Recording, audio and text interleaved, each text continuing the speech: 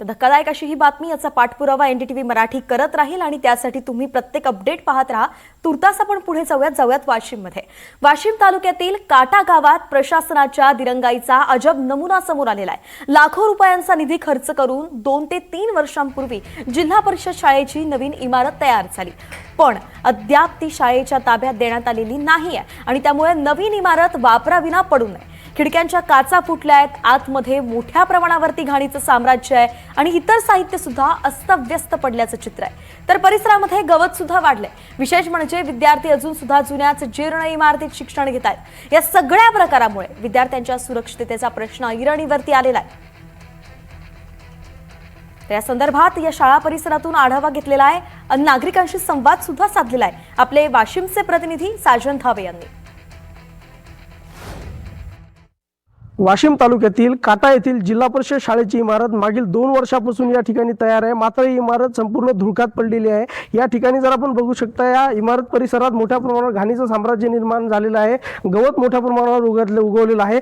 तसेच या शाळेच्या आतमध्ये जर आपण बघितलं तर या ठिकाणी या शाळेमुळे मोठ्या प्रमाणावर धूळ साचलेली आहे, तसेच मोठ्या प्रमाणावर घाणीचं साम्राज्य या ठिकाणी निर्माण झालेलं आहे। बाहेरचं सामान या शाळेमध्ये आतमध्ये आणून टाकलेलं आहे आणि शाळेमध्ये आपण बघू शकता या ठिकाणी खिडक्याचे काच देखील फुटलेले आहेत, स्लॅबला जाळे लागलेले आहेत आणि मोठ्या प्रमाणावर या ठिकाणी घाणीचं साम्राज्य निर्माण झालेलं आहे। दुसरी रूम देखील आपण बघू शकता, यामध्ये दुसऱ्या रूम मध्ये देखील मोठ्या प्रमाणावर धूळ साचलेली आहे, संपूर्ण खिडक्याचे काच या ठिकाणी तुटलेले आहेत, स्लॅबला देखील जाळे लागलेले आहेत। अशा परिस्थितीत या ठिकाणी जे या गावातील जे विद्यार्थी आहेत यांना मात्र जुन्या शाळेत बसण्याची वेळ येत आहे। या ठिकाणी नवीन शाळा बांधेल असून या शाळेचा काहीच उपयोग झालेला नाहीये, ही फक्त धुळकात या ठिकाणी पडलेली आहे। या आपल्यासोबत बोलण्यासाठी गावातील काही नागरिक आहेत, आपण त्यांच्याशी बातचीत करणार आहोत। दादा, काय सांगाल, नेमकं 2 वर्षापासून शाळा तयार धुळकात पडलेली, काय सांगाल?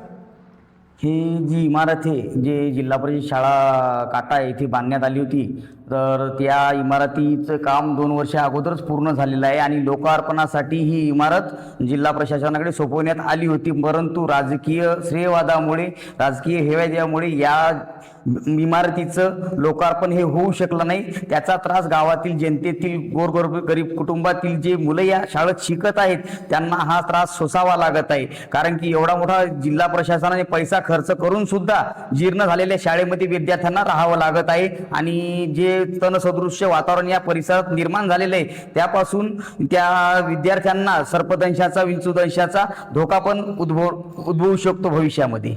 नक्कीच आपण पाहिलं की आपल्यासोबत नागरिक होते, यांनी सांगितलेलं आहे की जवळपास 2 वर्षापासून ही इमारत या ठिकाणी तयार झालेली आहे, मात्र या गावातील जे विद्यार्थी आहेत यांना या जुन्या शाळेत, जीर्ण शाळेत या ठिकाणी शिक्षण घ्यावं लागत आहे। मात्र ही जी इमारत 2 वर्षापासून तयार झालेली केवळ फक्त राजकीय श्रेयवादासाठी ही इमारत या ठिकाणी याचं लोकार्पण झालेलं नसल्याचं गावकऱ्याकडून सांगण्यात येत आहे।